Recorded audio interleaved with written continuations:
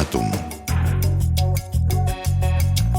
Հանրային ռադիոյի եթերում Վերնատունն է, ես Նազելի Օհանյանն եմ, ողջույն սիրելի ռադիոլսողներ, Հանրային ռադիոյի կայք էջում ու նաև Facebook-յան հարթակում այս պահին մեզ դիտողներ։ Վերջին շրջանում հաճախ ենք անդրադառնում Ստուդիո 20 կոլեկտիվի նախաձեռնություններին, ինչու, քանի որ Ստուդիո 20-ում արվեստն ու առօրյան անջատ չեն գործում, դրանք այսպես ասած համահավասար հարթության վրա են ու այստեղ ապրում ու ժամանակ են անցկացնում արվեստագետները, միաժամանակ ծնվում են ցուցադրություններ, հետաքրքիր գաղափարներ, ծրագրեր, այսպես ասած էքսպերիմենտներ։ Այսօր խոսելու ենք դանդաղ կապույտ մուլտիդիսցիպլինար ցուցադրության մասին։ Ցուցադրության հեղինակը արվեստագետ, կուրատոր Բելլա Պողոսյանն է։ Նա ծնվել է եւ իր արվեստի կրթությունը ստացել է Ռուսաստանում, շուրջ 5 տարի է, որ ապրում է Վանաձորում։ Իսկ ցուցադրության համադրողը եւ այսպես ասած գուրուն Ստուդիո 20 արվեստային եւ կուրատորական կոլեկտիվի համահիմնադիր Մոմիկ Վարդանյանն է, նրանք այսօրվա իմ հյուրերն են, սիրելի ռադիոլսող, եւ ես այս պահին սիրով ողջունում եմ նրանց մեր տաղավարում, շնորհակալություն, որ հյուրընկալվեցիք։ Շնորհակալ ենք հրավերի համար։ Քանի որ առիթ է, որ այստեղ եք, որովհետև նախորդ ցուցադրություններին իմ անդրադարձների ժամանակ դուք ներկա չէիք, բայց առիթը օգտագործեմ եւ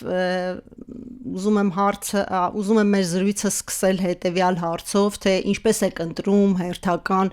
արվեստագետին ու արտիստին Ստուդիո 20-ում ցուցադրելու համար։ Քանի որ այսօրվա աշխարհը գտնվում է աղմուկի եւ արագացման մեջ, ժամանակի մեջ, մենք շատ հաճախ կարիք ենք ունենում արվեստով ստեղծել այնպիսի միջավայրեր, որը կփորձի ոչ միայն պրեզենտացնել արվեստը կամ վերաներկայացնել շուկայի կարիքների համար, այլ ստեղծել միջավայրեր, որոնց միջոցով ցուցահանդեսի այցելուները իրենց ինքնախնամքով կարող են զբաղվել արվեստի հետ։ Բելլա Պողոսյանը այնպիսի արվեստագետ է, որը այս վերջին շրջանում աշխատում է հիմնականում գույնով եւ ձայնով կամ այսպես ասած ռիթմերի հետ եւ իր ընտրությունը կապված էր հենց իր գործերի միջոցով Ստուդիո 20-ում ստեղծել այնպիսի միջավայր, որ բոլոր դիտողները այցելեն եւ կարողանան երկար մնալ, բացել իրենց շնչառությունները, փորձել մի քիչ ավելի վերանայել ու իրենց հարց տան, թե ինչպես են զգում իրենց մարմինները։ Այսինքն Բելլան մի արվեստագետ է, որը կարողանում է ոչ թե հույզեր ստեղծել, այլ լարվածությունները փոխել, որպեսզի դրանք շարժումներ դառնան։ Եվ հենց այդ սկզբունքն է գործում ընդհանրապես ընտրության մեջ արվեստագետների։ Ամեն արվեստագետ, քանի որ ես նաև որպես կուրատոր շատ անընդհատ հետևում եմ, թե արվեստագետները հիմա ինչ են անում, ստեղծվեց մի Բելլայի դեպքում օրինակ միջավայրեր ստեղծելու կամ խնամքի հետ աշխատելու process-ներ, բայց ինձ ժամանակ առ ժամանակ հետաքրքրում են այնպիսի արվեստագետներ, ում հետ մենք կարող ենք նաև միասին համատեղ այնպիսի համագործակցություններ ստեղծել, որը կապահովի, որպեսզի մենք կարողանանք մեր միջավայրը պահել ավելի մտերմիկ, ավելի սոլիդար մեր հարցերը լուծելու համար։ Իսկ ինչ է նշանակում խնամք բառը արվեստում։ Չգիտեմ արվեստում մի քանի անգամ կրկնվեց այս բառը։ Դե դանդաղությունը կոնկրետ Բելլայի ցուցահանդեսի դեպքում ինքը խնամքի համար է արվում։ Խնամքի մասին է նաև։ Խնամքի, հա, խնամքը արվեստը այնպիսի մի բան է, որ ինքը նաև թույլ է տալիս, որպեսզի դու արվեստի միջոցով հենց կարողանաս քո խնամքով զբաղվել։ Շատ լավ, Բելա, եկեք խոսենք, թե ինչ է նշանակում դանդաղ կապույտ եւ ընդհանրապես որտեղից եկավ այդ միտքը։ Վերնագիրը երևի Մոմիկը արդեն բացատրեց, կամ կարա ավելի շատ պատմի վերնագրի մասին, ինչը կապված է կապույտի հետ, իմ գույնային շրջանը արվեստի մեջ սկսել է հենց կապույտ գույնից, որը ես տենց եմ ասում, որ գտել եմ Վենետիկում, երբ որ ճամփորդում էի, շատ ոգեշնչված էի այդ ջրի գույնով, որը փոխվում էր առավոտը, երեկոյան, ու ես տենց ֆիքսում էի այդ գույները ու փորձում էի դա փոխանցել իմ նկարների մեջ։ Ու հավաքել էի մի հատ պալիտրա, որը սկզբից չէի հասկանում ոնց օգտագործել իմ արվեստային պրակտիկայի մեջ, բայց այս մի կես տարի արդեն հասկացել եմ դրա համար անհատական ցուցահանդեսին ոնց որ ցուցադրել եմ այդ գործերը սկսել են կապույտից, չնայած որ կապույտի միջոցով ես բացահայտեցի ինձ համար գույն ու հիմա աշխատում եմ գույների հետ, բոլոր գույների հետ, բայց սկիզբը կապույտից էր սկսել։ Այդ իր խորքը, հանգստությունը դրանից է սկսել կապույտը ու գույնը։ Իսկ արդյոք դանդաղ կապույտը մարտահրավեր չէ արագ աշխարհին, արագ փոփոխվող աշխարհին, այսպես ասած։ Կարելի է տենց ասել, որովհետև ես իրականում 3 տարի ապրել եմ Երևան, երբ որ տեղափոխվել եմ Հայաստան ու իմ Վանաձոր տեղափոխվելը կապված էր հենց ռիթմերի հետ,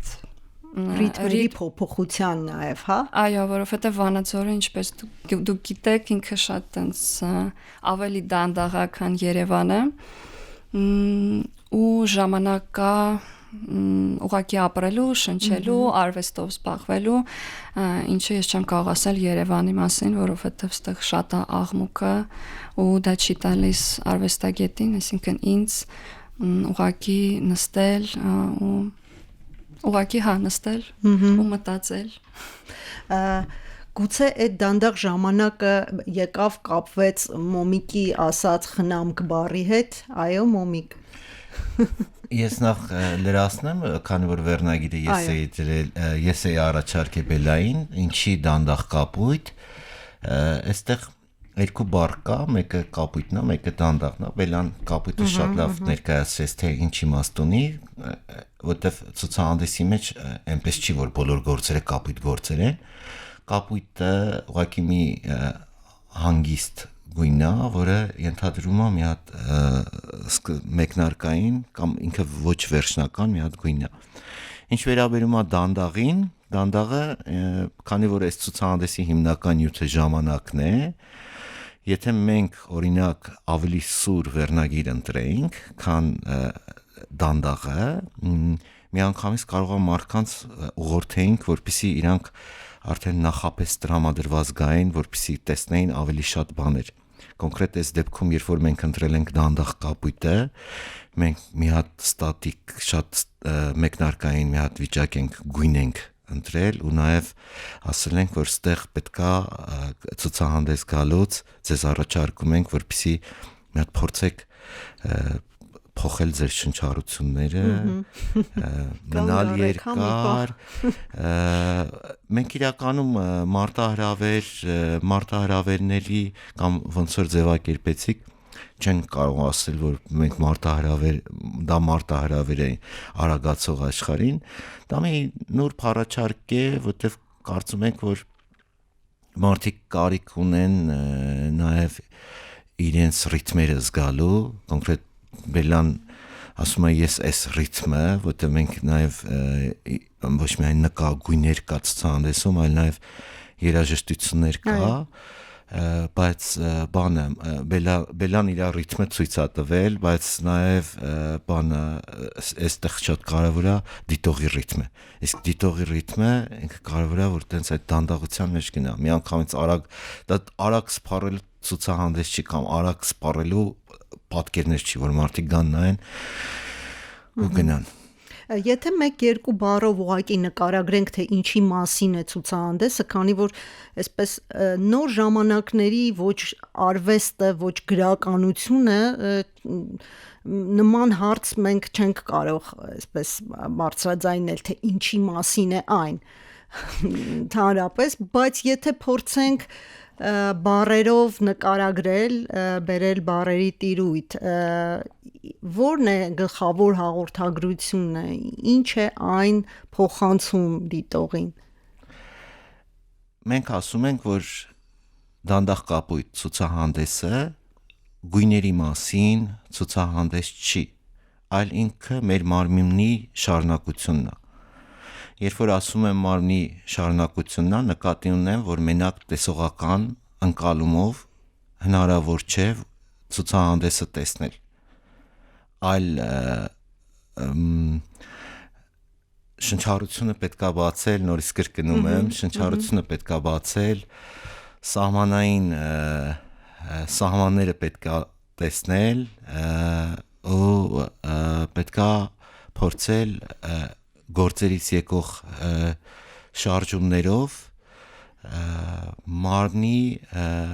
ռիթմերը վերակարգավորել ու վերագտնել։ Եթե կարճ ասեմ, ցուցահանդեսի իմաստը հենց այդ միջավայր ստեղծելն է, որպեսզի որտեվ աբստրակցիաներ են, բայց ուղիղ ձևի դրանք աբստրակցիաներ չեն։ Բելան օգտագործում է գծեր, որոնք կարող ենք ասել, որ մեմբրանային դրանք սահմաններ են, այսինքն պատեր չեն, խզումներ չեն առաջացնում, այլ ավելի շատ շփումներ են առաջացնում։ Հաղորդակցության Հաղորդակցությանն է, այսինքն մենք ստեղծել ենք մի հատ վիճակ բելայի գործերի միջոցով, որը ուղիղ ձևի արվեստի գործերը ոնց որ գան կպնեն մարդու մարմնին, որպեսզի մարդը կարողանա իր դիրքից իր ռիթմը կարողանա զգա։ Այս պահին արվեստի այս տեսակի խնդիրը լուծվում։ Չնայած բանը կարելի է որտեվ աբստրակտ նկարչությունը շատ հաճախ մարդը կարա ասի ինչ է ինձ տալիս, այստեղ բայց որ գծերին նայում ես գույները ոնց որ հոս են, որ հոսում են, որտեվ Բելան օգտագործում է գույնն ու ձայնը մոտավորապես նման ձևով, այս ցուցահանդեսի մեջ էլ է, այսինքն երաժշտական նաև ինստալացիա կա, մենք ոնց որ այդ միջավայրը ստեղծելու համար հենց միջավայրն ենք ուզում ստեղծենք, որպեսզի ու այդ ինտենսիվությունը, որ ոնց որ առաջանա, բայց աղմուկ չառաջանա։ Բելա, իսկ դուք ինչպես կմեկնաբանեք, սովորաբար լինում է այնպես, որ կուրատրական տեքստը եւ պրակտիկան իրար չի համապատասխանում կամ փորձում է համապատասխանել իրար, որովհետև մեկնաբանությունները շատ տարբեր են եւ կուրատրական մոտեցումները կարող են տարբեր լինել։ Դուք ինչ կարող եք ասել, ձեր մեկնաբանությունն եմ ուզում լսել։ Ի սկզբանե գույնային ու ձայնային շարքը սկսել էր նրանից, որ ես հասկացա, որ միշտ ֆորման է կարևոր, իսկ գույնը տենց ոնց որ օգտագործում է ֆորմայի համար։ Այս շարքում ես փորձեցի գույնը նենց օգտագործել, որ ինքը ոնց որ ֆորմայից ձևից դուրս լինի ու ցույց տալ իր հոսքը, իր շարժումը ու ձայնել եմ օգտագործել, որպեսզի համեմատեմ, այսինքն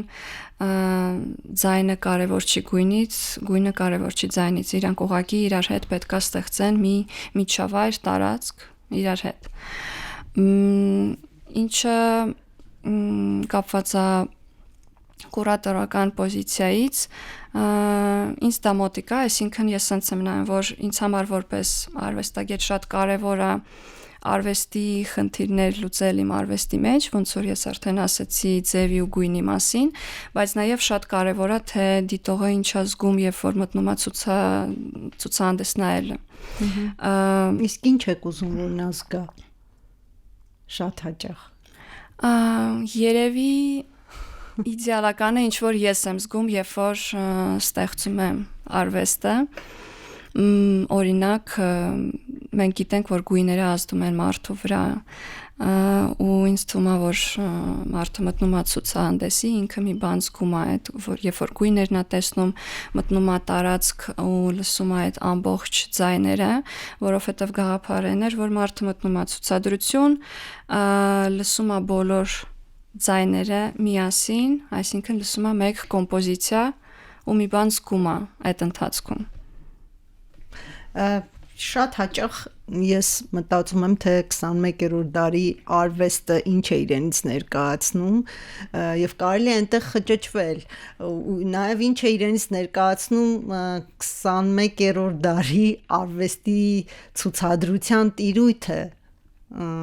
տարածքը, որտեղ արվեստ է ցուցադրում եւ ընդհանրապես նման միջավայր է։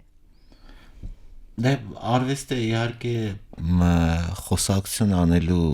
հնարավորությունն է ու նաև դիմադրություններ ստեղծելու ձև է, բայց անպայման չի, որ ցուցադրությունների միջոցով արվեստը բոլոր հարցերի պատասխանները տա։ Հիմա օրինակ մենք այս ցուցահանդեսը անելով ոչ թե ասում ենք, որ մենք իդեալական բոլոր հարցերի պատասխանը լուծել ենք, այլ ստեղծել ենք այնպիսի հնարավորություն, որպեսզի մարդիկ իրենց էլ հարցադրեն։ Արվեստը հենց նաև օգնում է, որպեսզի մարդը ինքն էլ իր դիրքերը հստակեցնի, իր մարմինը զգա։ Այստեղ շատ հաճախ ես անձամբ խառնում եմ սահմանը հետազոտության, էքսպերիմենտի եւ պատրաստի արվեստի գործի։ Դե արվեստը պատրաստի։ Չկա, այսինքն այդ սահմանը։ Արվեստը, չգիտեմ, մենք օրինակ պատրաստի բանը ցուցահանդես անելուց պատրաստի գործեր, ես օրինակ չեմ հասկանում պատրաստի գործերը ինչա, դա որովհետև պատրաստի գործերը երբ որ ասում ենք, ինքը ոնց որ պետք է ինչ-որ մի բանի հետո ծառայի։ Արվեստը հենց ինքն իրանով ստեղծման պահից սկսած մինչև իր դիտումը,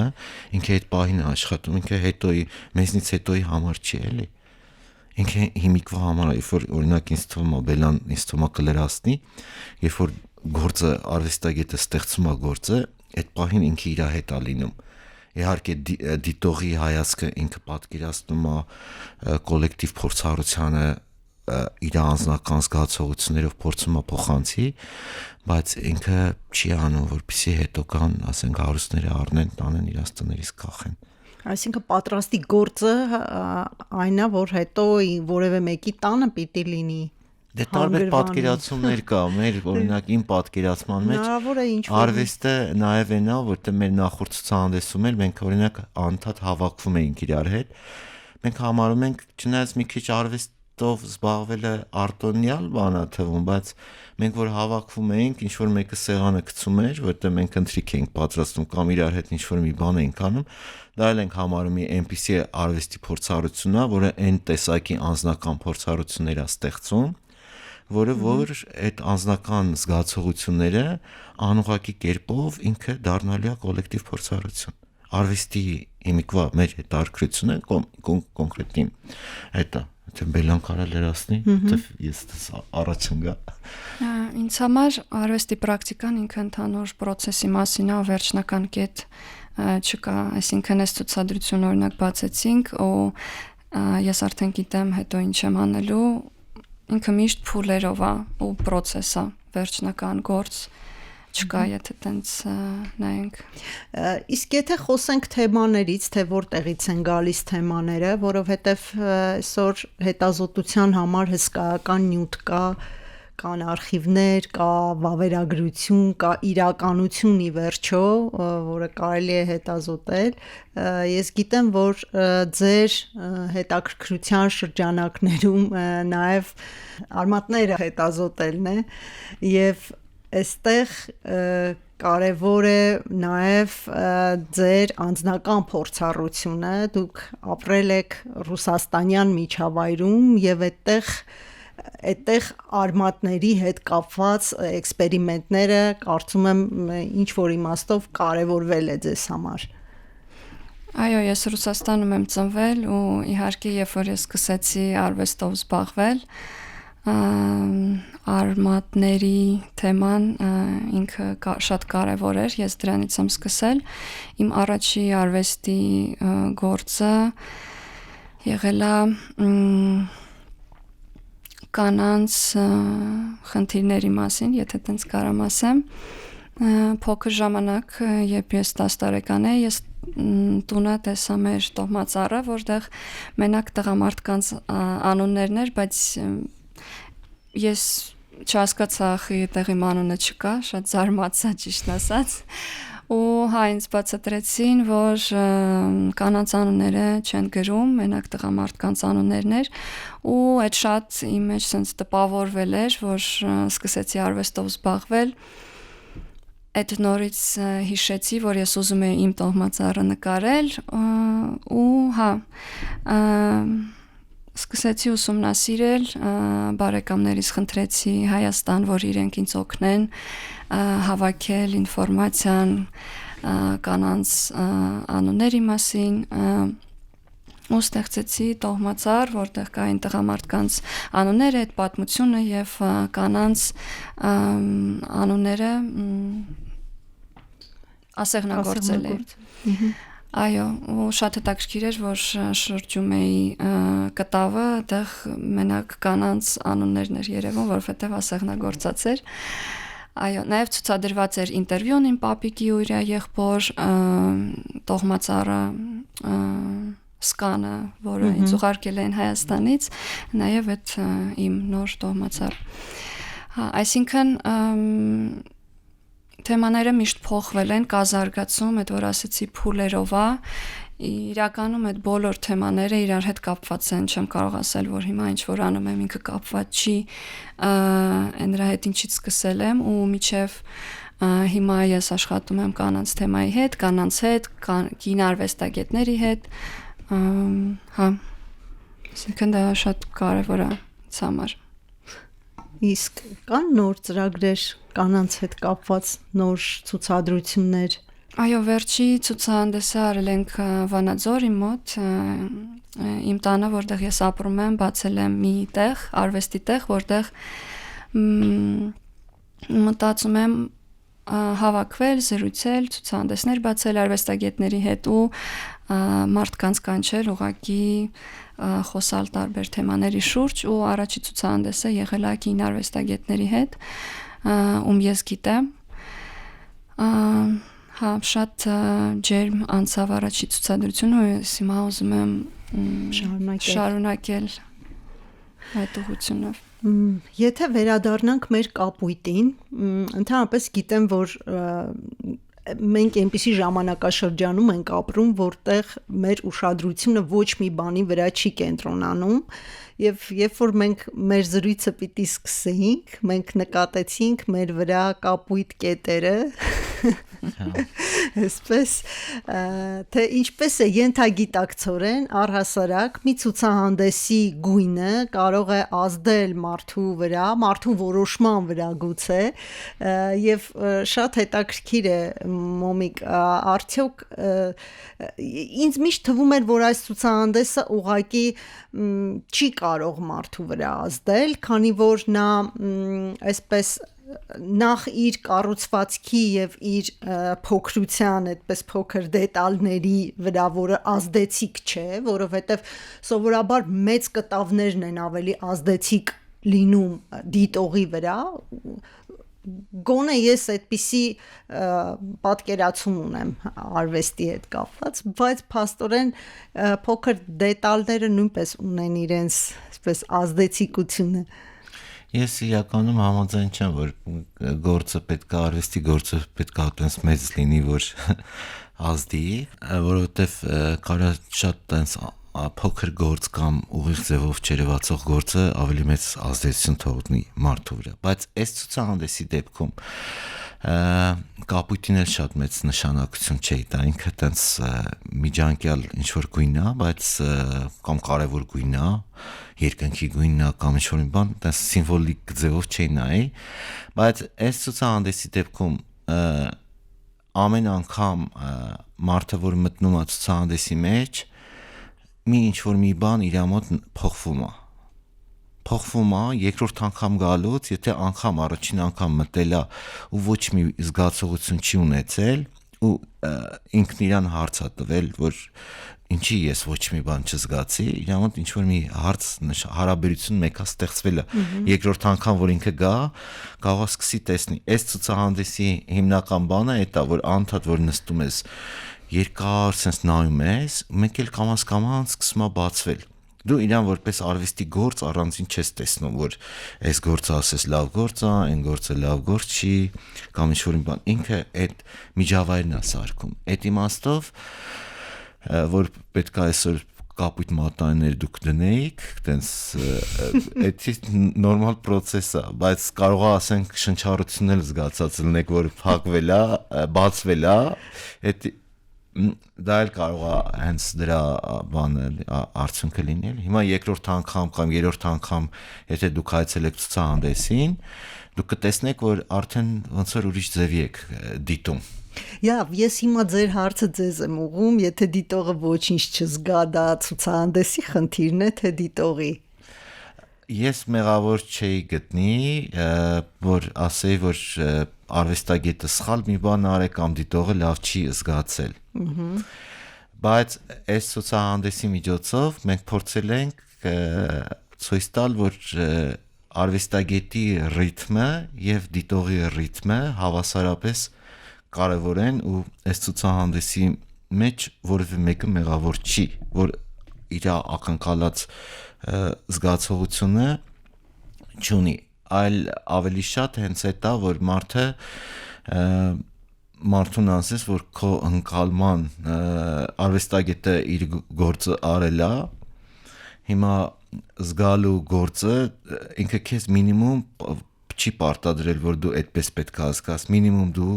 մի հատ երբ որ հարցեր է առաջացել, փորձի այդ հարցերը ինքնուրույն հասկանալ, կամ արի մի քիչ ավելի երկար մնա։ Իսկ այս ցուցահանդեսից հետո ինչ հարց պիտի մնա մարդու մոտ։ Դե օրինակ մարդը դուրս է գալիս, եկել է ցուցահանդեսը նայել է, մեր հետ խոսել է կամ տեքստը կարդացել է, կամ այդ գծերը եկել գույները լցվել են իր մեջ, կամ ձայներն են լցվել իր մեջ, զգացել է, որ այդտեղ ինչ-որ մի ռիթմ կա, որ արվեստագետը ստեղծել է, կարող է իրան ինքն իրան հարց տա, ասի ես իմ սեփական մարմինը ոնց եմ զգում, ինչ ռիթմի մեջ եմ զգում։ Արդեն այդ հարցը հենց որ առաջանում է, նշանակում է, որ ինչ-որ մի բան ինքը փոխում է դեպի իր վրա։ Բելա, դուք միշտ համամիտ եք Մոմիկի հետ։ Այս ցուցահանդեսի համամիտ իհարկե մենք զրուցում ենք։ Տարբեր ռիթմեր ունենք մենք։ Նկատի ունեմ այս ցուցահանդեսի շրջանակներում միշտ համամիտ եք, այն ինչպես է նա մեկնաբանում։ Չեմ կարող ասել, բայց եթե համամիտ չենք, միշտ զրուցում ենք, այսինքն խոսում ենք, թե քննարկում եք։ Հա, ոնց կարող ենք գալ մի կետին, որտեղ կհամաձայնվենք։ Դե հիմա այս կոնկրետ այս հարցում, որ ինչ որ ասեցի, դու համաձայն ես։ Ինձ համար ցուցահանդեսից հետո ինչ հարցեր պետք է լինի, երևի ուղղակի որ մարդը նենց բան զգա ցուցահանդեսին, որ մի բան փոխվի իր մեջ, այսինքն իրան կամ լավ զգա, կամ յուրաքանչյուր հարց գա ու դա մի բան փոխի կյանքում, ոնց որ իմ կյանքում իմ արվեստն է փոխում, այսինքն ես որ անում եմ, իմ մեջ մի բան փոխվում է։ Շատ լավ, Մոմիկ, փորձենք ամփոփել մեր զրույցը, արդեն հաղորդումն ավարտվում է եւ շատ կարեւոր է, այսպես որ նայում եմ արվեստի դաշտը պասիվացել է մեծ հաշվով, որովհետեւ կան ցուցահանդեսներ, բայց առաջվա այն տպավորությունը հանդիսատեսի վրա կարծես թե չի թողնում եւ ինչ որ նոր բաներ պիտի մտածել։ Չեք կարծում։ Դե իրականում դուք փորձում եք ինչ որ էքսպերիմենտներ անել իհարկե, բայց իրականում ոչ թե էքսպերիմենտներ ենք անում, այլ ինչ որ մի կերպ փորձում ենք մեր կյանքը կազմակերպել։ Եվ դրա համար մենք նաև ինչ որ մի բան չենք անում հանդիսատեսի համար։ Մենք հանդիսատեսին զարմացնելու համար։ Հա, չէ, բանը արվեստը այտենց բանը տպավորելու, այս հենց այս ցուցահանդեսն էլ տպավորելու, զարմացնելու, սկանդալի վրա չի, այլ մասնակից լինելու։ Օրինակ անցած ցուցահանդեսին մեր որ շատ հսկա մի ցուցահանդես էր փոքր այս տարածքում մասնակցում էին նաև մարդիկ, որոնք երկար ժամանակ ստուդիո այցելել են նաև որպես ցուցահանդեսի այցելուներ։ Այսինքն մենք հիմա փորձում ենք ավելի տես մասնակցային ամեն գործողությունը անել, ու այդ իմաստով կարող ընդհանրապես արվեստի հետ կապել չունենք, էլի, այտենց չգիտեմ։ Մենք փորձում ենք արվեստի հարցերը իրար հետ ամեն ինչը իրար հետ հասկանանք, էլի։ Ու մենք գոհ ենք իրականում անգամ չնայած դժվարություններին, որտեղ աշխարհում եւ նաեւ լոկալ սիտուացիաներում ինչ ռեսուրսների կոնֆլիկտներ կան, ռեսուրսների համար, բայց մենք փորձում ենք մեր նվազ ռեսուրսներով ավելի ակտիվ լինել հիմա, քան նախկինում ենք եղել։ Շնորհակալություն, թերևս այսքանը սիրելի ռադիոլսող իմ դիտարկմամբ արվեստը կարծես թե շարժման ու հաղորդակցման մասին է, ժամանակակից արվեստը ու գուցե վաղը մի ուրիշ բանի մասին լինի։ Իմ զրուցակիցները այսօր Ստուդիո 20 կոլեկտիվի համահիմնադիր Մոմիկ Վարդանյանն էր եւ արվեստագետ, մուլտիդիսցիպլինար արվեստագետ ավելի կոնկրետ Բելլա Պողոսյանը։ Զրույցը վարեց Նազել Յոհանյանը, կհանդիպենք։